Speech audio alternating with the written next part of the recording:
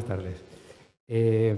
Estoy muy contento de estar aquí con vosotros y me ilusionó mucho la invitación de mi amigo Miguel Pallarés y he pensado esta charla imaginando a sus alumnos del instituto, de los que además conozco a unos cuantos profesores a través del proyecto Dulans Plus en el que colaboramos, ¿no? He imaginado que tenía unos alumnos de secundaria delante y que les podía contar algunos de mis secretos, que podía explicarles por qué nos encanta la arquitectura, por qué nos gusta mucho, por qué los arquitectos o algunos lo pasamos muy bien con nuestro trabajo, porque entre otras cosas creo que no coincide con lo que habitualmente se piensa que hacemos los arquitectos. Entonces voy un poco con la excusa de algunos proyectos que no voy a explicar, sugerir o permitir regalar algunos secretos de cuáles son esa energía un poco invisible que nos mueve para pasarlo bien, si os parece. De manera que eso facilite otra manera de entender a qué nos dedicamos los arquitectos, ¿no? Como mi compañero Ginés, que está también ahí, ¿no? Vamos a empezar. Introducción. Parte 1 no, introducción. La ley de la gravedad. Esto que estamos viendo es una maqueta de 4 metros de altura en la que... está al revés. En la que del techo cuelgan unos hilos y de esos hilos cuelgan unos saquitos con pesos, esta maqueta, ¿no? Probablemente la conozcáis todos o puede que hasta la hayáis visitado, eso de los 4 metros debería haber dado la pista, ¿no? Estos saquitos y estos pesos permiten que las cuerdas adopten una forma muy particular que llamamos catenaria o funicular de cargas. Si le damos la vuelta, aunque ahora tendremos algo mucho más parecido a un edificio y este es el edificio, ¿no?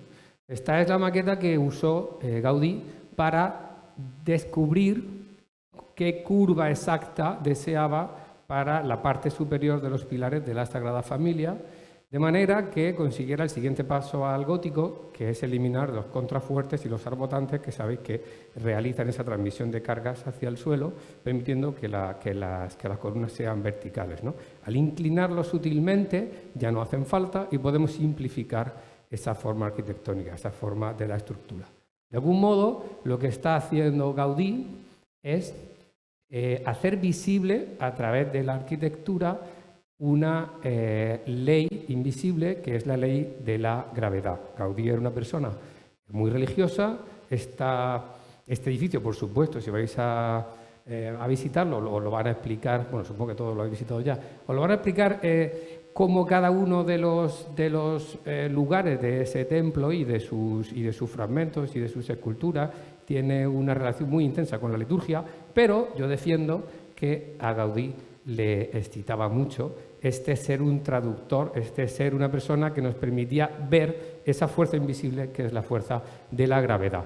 A las 6 de la tarde he añadido a esta conferencia, porque solo tenía 134 diapositivas, una más, que es la de otro arquitecto catalán extraordinario, Enric Miralles, que proponía el esfuerzo de intentar dibujar un croissant cortado en rodajitas, ¿no? El ejercicio es acotar ¿Cómo acotar un croissant? Acotar no significa poder dibujar más o menos para que te quede bien. Significa dominar la geometría exacta de las curvas o de las formas con sus tangencias, de manera que si quisieras fabricarlo, podrías indicárselo a un ingeniero, ¿no? A un carpintero. Necesitas tener un dominio de esa geometría extraordinaria. Es de una gran dificultad. A la derecha estamos viendo una de sus primeras obras, que es el tiro con arco, ¿no? Que aquí estamos viendo a la izquierda. Es un ejercicio que hace un arquitecto que puede parecer una rayada, la de acotar un croissant, pero esta es su obra arquitectónica, ¿no? Este arquitecto acabó haciendo Santa Caterina, el mercado que conocéis en Barcelona, y antes de morir, con 40 años, más joven que Gaudí cuando empezó la Sagrada Familia, estaba haciendo el Parlamento de Edimburgo. O sea que era el grandísimo talento catalán y español equivalente al Gaudí de hace 100 años, ¿no? Quizá el único que podríamos pensar que estaba a ese nivel, ¿no? ¿Por qué nos gusta tanto la arquitectura? Pues nos gusta a algunos de nosotros mucho la arquitectura, que es que hay que darle para enfocando hacia vosotros. que se ocupa de lo invisible. Por eso he puesto los ejemplos el ejemplo de la ley de la gravedad de Gaudí, ¿no? Entonces yo voy a pesar de que voy a hacer una presentación basada en proyectos propios, casi todos, voy a intentar que sean aquellos que trabajan con el patrimonio, para que no me echéis de la charla, porque tenga un poco que ver con eso para lo que me habéis llamado.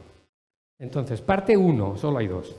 Dando gato por liebre al rehabilitar el patrimonio supuestamente material. Esta es la primera parte. El patrimonio material, ese que está claro que más o menos sabemos lo que es, ¿no? Las catedrales, las acequias, todo lo que tiene piedras, esas cosas, ¿no? El primer trabajo que yo hice fue el Centro Párraga. Era prácticamente un crío y me cargaron este cacharro inmenso, ¿no? Y estaba yo muy desbordado. Encontré las maneras de crear los espacios, de conseguir las reconstrucciones estructurales que permitieran darle los usos que necesitaban, crecer por donde tenía que crecer, y más o menos resolvía con cierta habilidad los asuntos espaciales, los asuntos que tienen que ver con que se aguante, con que quepan las cosas, ¿no? Con la estructura, con la materia, y estaba yo muy satisfecho. Pero este edificio del cuartel de artillería tenía, en mi opinión, una mala vibra, ¿no? Una mala vibra que tiene que ver con que para ser un centro de producción artística, un espacio de intercambio de conocimiento y que pretendía ser muy moderno, me enviaron a visitar Artelecu, ¿no? Muy de libertad, pues ese pasado militar e incluso esa estética un poco de lo pintoresco de algunas ventanas, de algunas almenas, yo pensaba que iba a condicionar esa actividad, ¿no? De la creación esa de la libertad. Y imaginé que tenía que mitigar el impacto de esas sensaciones. Y entonces inventé esto que está aquí, que es de cómo forrar la zona central del edificio, la de la escalera, con una segunda piel interior de vidrio blanco, o sea, blanco extra claro además, y abrir nuevas ventanas que estarían dentro de las ventanas originales. De manera que yo iba a ir eligiendo dónde solo entraba luz y dónde además había vistas, ¿no? Ay, perdón, yo creía que había aquí una imagen más, ¿no? Si vais allí podréis ahora contrastar si me equivoqué o acerté eligiendo qué partes de esas ventanas se mantenían para ver y qué otras se mantenían solo para iluminar. Y por lo tanto yo creo que conseguía que los arcos y los elementos más pintorescos aparecieran como un fantasma, como un recuerdo que no impactara tanto en la sensación, ¿no? Entonces aquí el factor invisible que yo creía que estaba manejando no era el de la gravedad, el hacer visible la gravedad, sino el de mitigar o el de manipular un poco de la memoria de los edificios, ¿no? El confort que nos produce. El siguiente edificio que me tocó hacer, tuve muchísima suerte ahí, fue el Museo de la Catedral, que es otro encargo fantástico, inmenso, ¿no?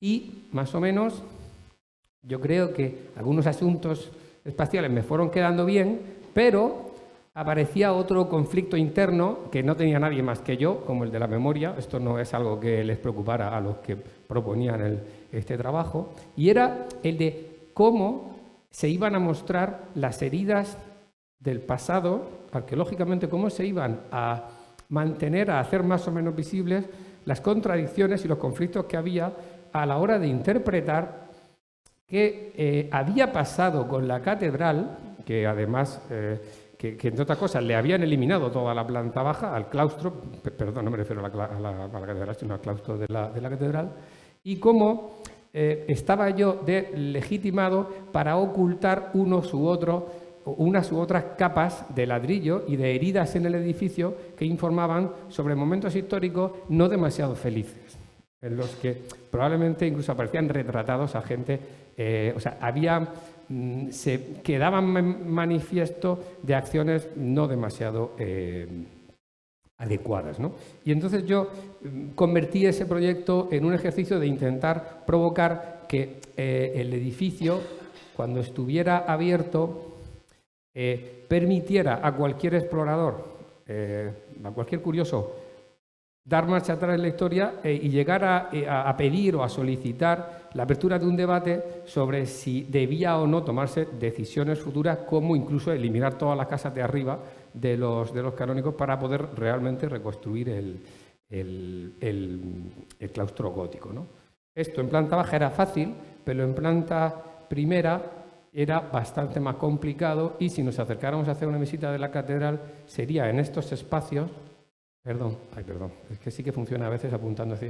Sería en estos paramentos verticales, en estas espumas y en estas maneras de ocultar algunas cosas y otras no, donde pasaríamos más tiempo tocando y entendiendo con qué materiales esto ha sido posible, ¿no? El mostrar ese pasado. En este caso, ese factor invisible que a mí me preocupaba tanto era el de esas contradicciones, ¿no? Años después, y pensé en un proyecto para el yacimiento de San Esteban, pero este proyecto lo voy a pasar muy rápido. Llegué a presentarlo al primer concurso, que ganamos, y llegué a presentarlo incluso al segundo concurso, que ya no ganamos. Y primero lo ganamos, pero lo tiraron a la basura, cambiaron las normas para que no volviera a ganar nunca un proyecto medio bueno, sacaron un segundo concurso para que tuviera que salir un despropósito, salió, y eso es lo que vamos a tener cuando algún día, que gracias a Dios todavía no es así.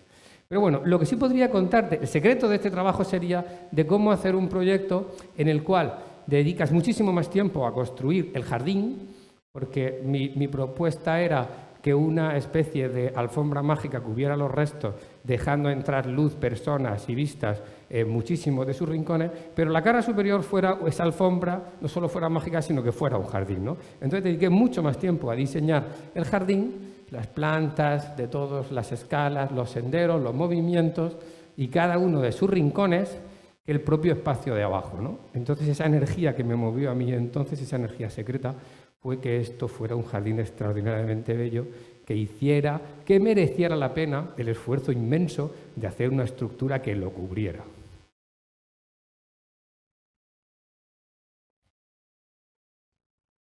Años después me encargaron la adecuación del entorno de la Rueda de la Ñora, y lo que hice fue, como no había podido hacer los jardines de San Esteban, me di el gusto de convertir ese proyecto, nos dimos el gusto, ¿verdad, Ginés? ¿Dónde está? De convertir ese proyecto en un proyecto que fundamentalmente iban a ser 3 jardines que rodeaban al monumento, y así pues podíamos dedicarnos a lo que nos gustaba en ese entonces, que era a las planticas. De hecho, aprendimos aquel verano a dibujar en sección plantas con un nivel de detalle que no habíamos hecho nunca, y gracias a hecho las secciones constructivas clásicas de bordillo, pavimento, hormigón, pues las convertíamos en unos dibujos que parecía que eran algo, ¿no?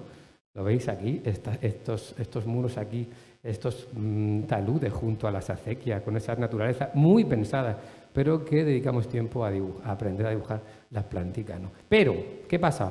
Que en realidad el entorno de la rueda no es ese trocito que nos habían encargado, que podíamos controlar con jardines, sino lo que estaba justo en el escalón siguiente, justo más allá, y que afeaba enormemente la visita de ese monumento, ¿no? Entonces lo que hicimos fue regalarle al ayuntamiento un estudio mucho más intenso de cómo había que intervenir en todo el entorno hacia el norte y hacia el sur. Y pasamos el resto del verano diseñando lo que son las recomendaciones para el entorno de este espacio patrimonial, ¿no? Y aprendimos a dibujar ya de paso también otro tipo de esquemas en los que podíamos citar qué asuntos de conectividad, de conservar fachadas o de tratamientos de jardinería podían tener que ver, o de tirar un edificio que sobraba o hacer un poco camino, podía tener que ver con la verdadera mejora de ese entorno, que no era lo que estaba a 50 metros, sino lo que estaba más bien hasta 1 kilómetro más allá, ¿no? En este caso, el invisible es el amor que le tienes a la rueda de tu pueblo, o sea, y por el cual estás dispuesto a regalar tu trabajo. Como premio, no nos encargaron la dirección de obra que nos habían asegurado que nos iban a encargar, o sea que tampoco nos salió muy bien. Luego nos encargaron el molino de la pólvora, pero no voy a contar este proyecto porque no sé muy bien cuál sería el invisible que maneja. Pero bueno, el asunto del patrimonio, ¿cómo vamos de tiempo? 15, 20 minutos.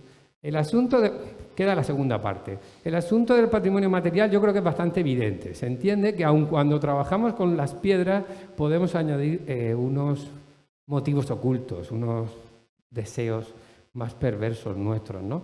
Que son los que activan nuestra energía para trabajar hasta altas horas de la madrugada, ¿no? La segunda parte es un poco qué pasa cuando somos arquitectos de otra manera, ¿no? Y a esto nosotros le llamamos huerta bizarra, porque son los ejercicios que hacemos con más libertad. La segunda parte, otra manera de entender también el patrimonio y la arquitectura, otra manera de ser arquitectos. Antes hemos empezado con las referencias que hemos visto a nuestros arquitectos catalanes favoritos, y ahora vamos a contar las obras de un arquitecto suizo, creo, Philipp Ramm, que pasó mucho tiempo consiguiendo, a través de la colaboración con científicos, describir cómo funciona la convección, el aire, en nuestra habitación, en cualquiera de nuestras habitaciones, en nuestras estancias, ¿no? Entonces, está claro que aquí la temperatura del aire, por la convección que el aire sabéis que produce, es menor que los techos y esas historias, ¿no? Y él lo que se dedicó, o sea, que cerca de los techos, él lo que se dedicó fue a conseguir las herramientas que permitían visualizarlo, como habéis visto, y a partir de ahí desarrolló la idea de que una arquitectura del futuro sería fundamentalmente la que manejara esos asuntos más invisibles, ¿no? Como, por ejemplo, podía generarse una estancia en mitad de un bosque solo atendiendo a una lámina que generara calor y frío y que no estuviera cerrada, uniéndola a procesos más fisiológicos como unas cremas que nos podemos untar en los cuerpos de según qué, y hasta, en otro ejercicio lo veríamos, hasta si estamos tomando un té de una cosa o de otra, ¿no? Ese ejercicio fundaba, esto es un trabajo que entrega en la Bienal de Venecia, ese horizonte suyo como arquitecto de trabajo, como arquitecto comprometido con manipular, más que manipular, sí, con entender bien y manipular lo fisiológico, lo que tiene que ver con cómo nuestros cuerpos perciben el espacio o el confort, ¿no? Pero en íntima colaboración con los médicos, ¿no? como Salvador. Continúa este ejercicio con otro proyecto en el que hace ese mismo diseño, colocando una plancha de calor y otro en la habitación, sabiendo describir en planta, que estamos viendo aquí, y en sección, cómo la temperatura va a ser distinta en cada punto, y con la normativa suiza de a qué temperatura es adecuada para la cama, o sea, para dormir, qué temperatura es adecuada para el baño, qué temperatura es adecuada para el estar, lo que hace es que lleva, moviéndolo en el espacio vacío, cada uno de esos muebles que identificamos con esos programas al entorno, y dice: el futuro va a ser esto. Es una instalación artística, ¿eh? Tampoco es una casa que le hiciera para su hermana, ¿vale? Este arquitecto, en colaboración muy intensa con los médicos, siempre consigue analizar los procesos que le interesan, fisiológicos, y convertirlos en arquitectura. En este caso, era una sala que consigue manipular la melatonina para hacerte estar dormido cuando se supone que deberías estar despierto. Por eso le llama, en lugar de noctambulismo, le llama diurnismo, que es una palabra que se tiene que inventar, ¿no? Que es una cosa que también no se nos da muy bien a los arquitectos. Entonces, este arquitecto está ahora haciendo proyectos como el Eco Jade Park en Taiwán, lo digo por separar cuando uno empieza con sus obsesiones y qué acaba haciendo después, ¿no? Y lo hemos visto nosotros arquitectos. Y en Taiwán está haciendo un parque que permite, a través de unos dispositivos muy sutiles, habitar casi con cualquier clima el parque con suficiente comodidad, ¿vale? Bien, ¿por dónde vamos? 24 horas de relax huertano.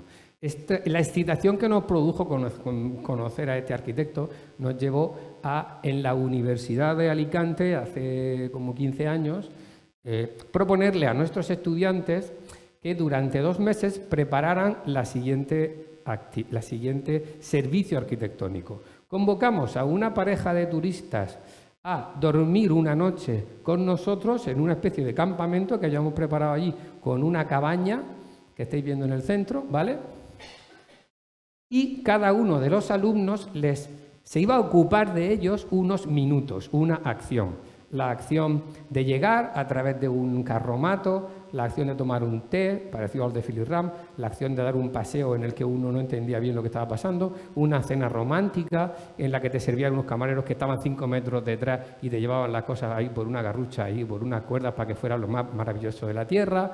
Entonces mis estudiantes estaban invisibles en el territorio, sirviendo, dándose el relevo unos a otros para satisfacer una especie de 24 horas magiquisísimas de estos dos invitados, ¿no?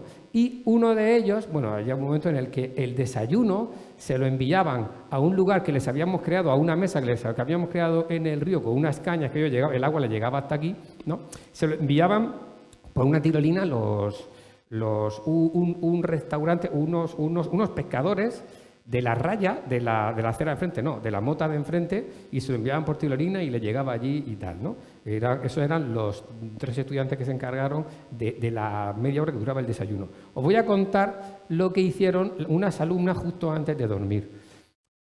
Consiguieron, no se ve muy bien, ellos estaban durmiendo aquí, consiguieron crear una bóveda, construirse unos cuerpos conectados con unos motores, unos trajes conectados con unos motores, meter un galán de noche, esto lo llevan preparando 2 meses, y a través del calor y la humedad obtenida de sus cuerpos, de las alumnas, construir dentro de la bóveda de plástico las condiciones adecuadas para extraer el aroma del galán de noche, que sabe que es una cosa muy complicada de conseguir, que él lo suelta cuando quiere, ¿no? No es cuando quiere, sino según unas condiciones físicas, y consiguieron hacerlo, ¿no? Estas son nuestras alumnas preparando todos esos trajes, manejando unos arduinos y, bueno, intentando conseguir esto unas semanas antes, ¿no? Esto tuvo mucho éxito y fue publicado aquí en el periódico, 4 páginas. Este ejercicio que pretendía abrir la temporada de una arquitectura que no operara tanto con el ladrillo y de un turismo que no operara tanto con los estándares, sino que fuera más creativa, ¿vale? Otro día nos encargaron, lo digo porque seguimos dando libre por gato, si os dais cuenta, ¿no? Nos encargaron una jornada para la Semana de la Huerta idénticas a estas, de varios días, ¿no? Que eran una serie de presentaciones, como habéis visto aquí, sobre distintos asuntos relativos al valor del patrimonio hidráulico de la Huerta de Murcia, todo lo que pudiera tener que ver, ¿no? Y pensamos que en lugar de hacerlo en un espacio como este, un centro de congreso, podíamos diseñar una cosa rara que llamamos chirinaula, porque es un aula que permite irte con ella donde te dé la gana y dar las charlas sobre lo que quieras, ¿no? Y entonces la charla que dio el arqueólogo sobre la rueda de la Ñora, pues la dio allí con unos dibujos sobre esta aquí delante. Veis que tiene todos los dispositivos que hace falta para sentirse cómodo como dentro de un aula. La charla que dio una experta en plantas del paisaje con su proyector y todo el rollo, y los niños sentados aquí, la dieron en un espacio adecuado al respecto, e incluso en un entorno conflictivo se escenificó una reunión, un encuentro de los hombres buenos, ¿no? En los que aquí cada uno ocupaba uno de esos perfiles, ¿vale? ¿Esto maneja un valor invisible? Sí. Este objeto, que es hermano la chirinaula, que es hermano de la chirimbici, hace invisible la arquitectura. La chirimbici era una cocina a remolque que permitía dar de cenar a la gente en mitad de la huerta y desaparecer sin que hubiera pasado nada. Este objeto lo que hace es quitarle el trabajo a los arquitectos, demostrar que con el suficiente conocimiento y sensibilidad podríamos no necesitar arquitectura para que sucedan según qué cosas, y con eso avanzar muchos pasos en la escalera, subir muchos escalones, muchos peldaños en la escalera de la sostenibilidad, ¿no? ¿Qué hora es? Vamos regular, vamos bien. Vale. Entonces, otro ejercicio.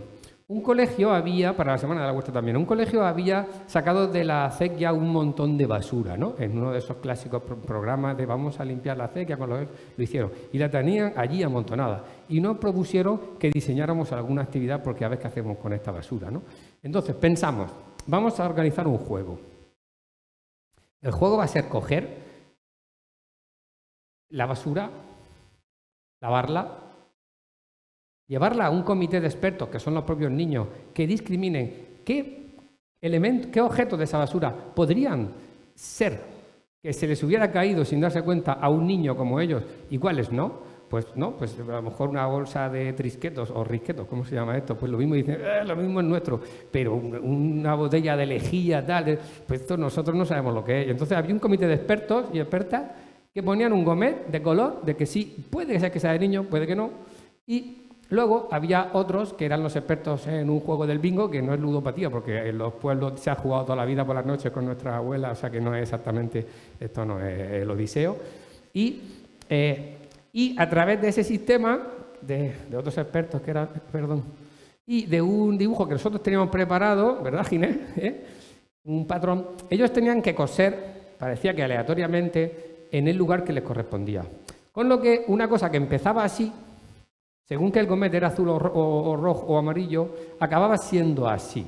Es decir, la silueta del niño, cosido aquí, reforzado en amarillo, era la construida con lo que podían haber arrojado algunos niños y la silueta de la acequia, pues de lo que no habían sabido identificar, ¿no? Era un modo de hacer visible ese aspecto de qué responsabilidad puede que esté yo teniendo con esta basura, que en principio entendí que no tenía nada que ver conmigo cuando la saqué el otro día de la acequia, ¿no?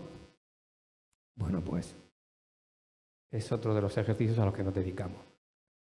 Bien, en Huertolás Santa Eulalia, que coordinamos durante 5 años, yo me atrevo a pensar que apoyamos en ese valor invisible que supone el cuidado entre las personas y el cuidado de los espacios y la corresponsabilidad en atender a los espacios que compartimos, ¿no? Y aquí los arquitectos, pues pienso que pudimos aportar cosas como las que estamos viendo en este ejercicio, ¿no? En el que diseñábamos unas pizarras para dejarse los mensajes con los que te repartes las tareas del huerto, pero los hacíamos atendiendo a la ergonomía de que las 2 pizarras pudieran ser adecuadas para la señora Antonia, ¿no? O cuando diseñamos un modo de que las puertas del huerto estuvieran tatuadas con un sistema muy sencillo de fabricación que permitiera que cualquiera de los vecinos que se quería acercar pudiera ayudarnos con una cintica de electricista. O cuando diseñábamos los patrones que estábamos viendo aquí, que permitían ser repartidos a las señoras del Centro de la Mujer para que cada una cosiera con hilo de ganchillo de plástico reciclado, que le dimos un cursillo, se lo dio Julia, y cada una cosiera un fragmento y luego en un día festivo ensamblaran juntas todo el toldo y lo izaran, creando ese vínculo emocional con el espacio, convirtiéndolo en un lugar suyo y no en un lugar diseñado por otros, ¿no? O cuando diseñamos un montón de piezas de madera que permitían ensamblarse en una sola jornada, una mañana de sábado, y fabricar el armario de madera que iba a contener la cocina solar y una serie de mecanismos que permitiría pues compartir la comida ahí entre los vecinos, ¿no?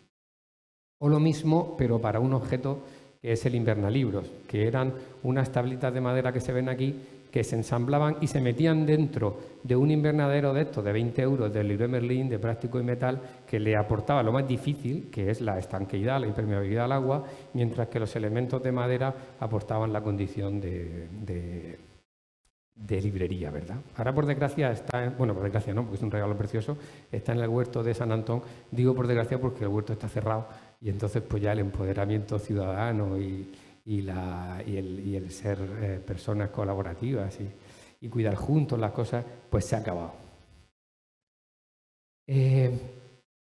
Aquí aprendimos estas cositas, ¿no? De cómo el diseño nos podía ayudar a sentirnos mejor, y el año pasado me llamaron para que diera un taller de 3 días en la Escuela Superior de Diseño y se me ocurrió, después de escucharlos hablar, que tenían un problema y era que no tenían cantina y no sentían que tenían un edificio que les permitía relacionarse entre ellos, pues como Dios manda, ¿no? Que es en la cantina, que es donde se hablan las cosas y donde se produce el pegamento, ¿no?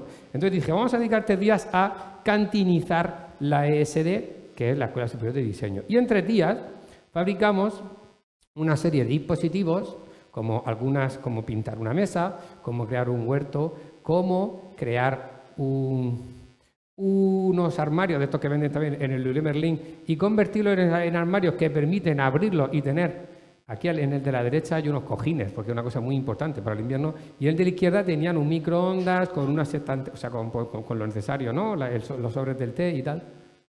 E incluso un pequeño macetero que alojaba un limonero con unas lucecitas y unos dispositivos de audio que todo solar, para que hubiera su canal propio de Spotify y tal, ¿no? Hace un mes la visité de nuevo y habían duplicado la acción por su cuenta, habían repetido el proceso y estaban así de felices esta gente allí en la escuela. Es una de esas pocas veces que visitas una obra y te supera, y la realidad supera, o sea, supera tus expectativas de éxito. O sea, realmente estaban usando el espacio con muchísima... Y este es el último trabajo que vengo a traer, ¿vale? Que consiste en... Es uno de los más difíciles, nos costó 6 meses. Creíamos que lo íbamos a hacer en un mes. Hicimos los cálculos económicos para hacerlo en un mes. Nos costó 6, o sea que nos salió igual de bien que la rueda de la ñora. Dijimos, esto está chupado seguro. Ginés había trabajado en un escape room, de esos dentro de una sala, y dijo, esto es muy fácil, ¿verdad, Ginés? Gracias, Ginés. Y entonces nos dijeron, ¿qué queréis hacer este año en la Semana de la Huerta? Cuando el ayuntamiento nos quería, ¿no? A Huerta Bizarra. Pues no sabemos, ya hemos hecho mucha tontería. Y entonces, pues vamos a hacer un skate room al aire libre. Pues venga, pues vale. Había terminado la pandemia unas semanas antes y nos moríamos por, ya sabéis, ¿no? Por salir al aire libre, ¿no? Me dijeron, pues ve y da unas charlas a los colegios sobre la huerta. Y entonces dijimos, hostia, macho, llevan 6 meses los críos encerrados, unas charlas sobre la huerta. Y entonces Ginés dijo, no. Un skate room al aire libre. Y entonces nos pusimos a diseñar un skate room al aire libre. En vez de 1 hora, 2 horas. ¿Para qué? ¿No? ¿Y para qué lo quieres hacer en una sala? 2 kilómetros de huerta. Entonces nos pasamos 6 meses. ¿Y cómo lo hacemos? Pues a chorro toda la noche nos conectamos por internet, porque 5 personas, cada una en su sala, hasta que encaje el puñetero sistema de acertijos y de pruebas, después de haber pasado un mes descubriendo todas las situaciones un poco raritas de un contexto de 2 kilómetros cuadrados junto al Cabezo de Torres. Y por si fuera poco, decidimos coger un texto real de un libro al que queríamos hacer homenaje, que es El Lobo de Periago, de Manuel Moyano, con ilustraciones no me acuerdo, ahora aparece el texto, de Juan Nicolás, y serles fieles a una página de ese libro para que todas las pruebas encajaran con ese texto tal cual. Más difícil, ¿no? Estamos en un bosque de ribera. Claro, si es que imaginad cuánto habrá cambiado el paisaje en 100 años. Bienvenidos y gracias por acudir a mi ayuda. Adentraros en mi camino junto el portal mientras os cuento lo que he podido descubrir hasta ahora. Vale, ese... El hombre que a los mayores no lo haga eso. Vale, pero un segundo. En el dibujito ese de Pedro, ¿qué aparece? Una palmera y qué más. Porque El sol está arriba de la tarta, pero está como a media, ¿no? sí, el sol está a media. Diciembre. Apunta. Entonces deberíais de estar exactamente donde este antiguo archivo desapareció. Ponte para arriba, ¿ves? Que te vea si parece una letra. No, arriba. No, arriba. La I. La I. Y. La T y. Pose.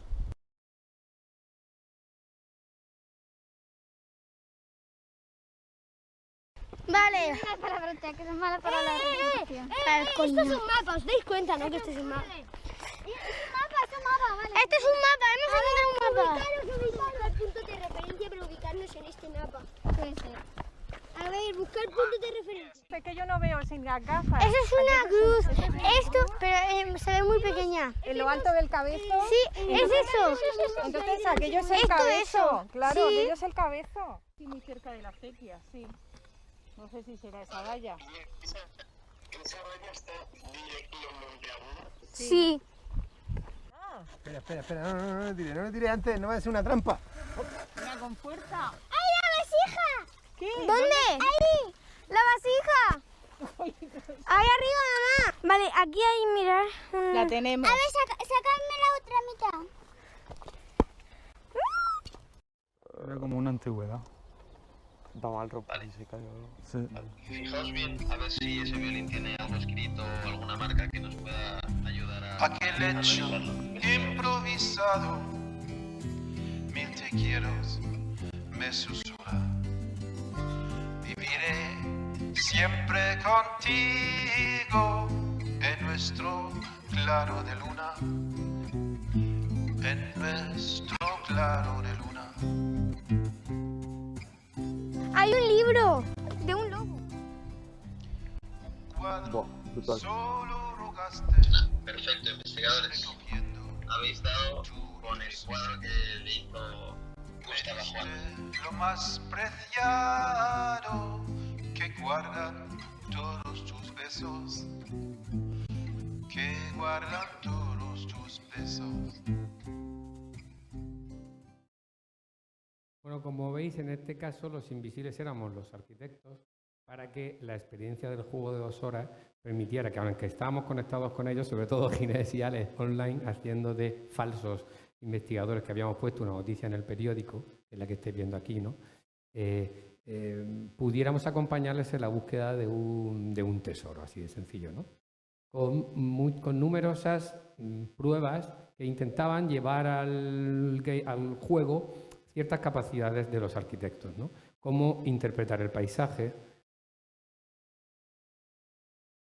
Aquí estoy viendo cómo convertimos una antigua, un sitio de galpones, de granjas, de cerdos, lo limpiamos y lo convertimos en una alfombra de juegos que se suponía que había sido la casa de uno de los personajes y que se relacionaba con el azul del cabezo. Esta es la primera vez que mostramos estas imágenes, ¿vale? Porque son secretas. Como por desgracia no tenemos ilusiones de que lo volvamos a hacer, tampoco pues podemos contar el truco, ¿no? Y entonces, pues, hubo un momento que con la excusa de una forma muy concreta de la parcela conseguimos generar el fake de que aquí se había inventado el frisbee, el juego del frisbee, a través de unas marcas y a través de un dibujo falso. Pero hacía falta jugar al frisbee para resolver una prueba.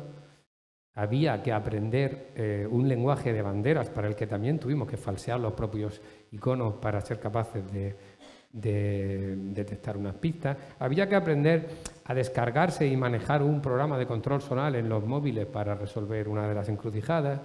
Había que encontrar objetos enterrados, como estamos viendo aquí a la derecha, interpretar cuadernos. Había que incluso mirar una recreación 3D de un supuesto pasado histórico en el que había que encontrar una diferencia respecto a la realidad. Esta es la realidad y esta es nuestra reconstrucción 3D, y una diferencia con unas palmeritas minúsculas que hay dentro, que hay ahí detrás, estáis viendo, delante de una iglesia que no existió y que aquí eran 4 palmeras que están en la realidad. Había un juego más Indiana Jones en el que un artefacto tirando de un limón, como habéis visto, te traía dentro de unas ramas algo que te faltaba, un trozo de vasija. Había un violín descompuesto en trozos que alguien había encontrado y que había usado para hacerse una cabaña, en un homenaje a lo que nosotros llamamos el somierismo huertano, que es esa tecnología que tienen esa capacidad que tenemos los huertanos y los murcianos de con 4 hierros hacernos un chamizo maravilloso, ¿no? O unas puertas estupendas para nuestra casa, ¿no? Había que interpretar lógicamente un mapa. Aquí estamos viendo la cabaña del violín con unos planos. Y al final se llegaba al regalo, que era una hamaca muy particular que estaba colgando de 3 árboles y que nosotros teníamos que poner, o sea, que colgar, que poner y quitar cada vez que se realizaba el juego, que era 2 veces a la semana, o sea, 2 días, 4 veces el juego, ¿no? Fue un mes entero, ¿no? Y aquí la información que he dicho sobre el autor. Al final, de hecho, las páginas del libro, no solo la que daba pie a la documentación principal, soporte de la historia, sino el propio dibujo de Juan, que por desgracia falleció, pues se convertía en el regalo final. Y nada más. Muchas gracias.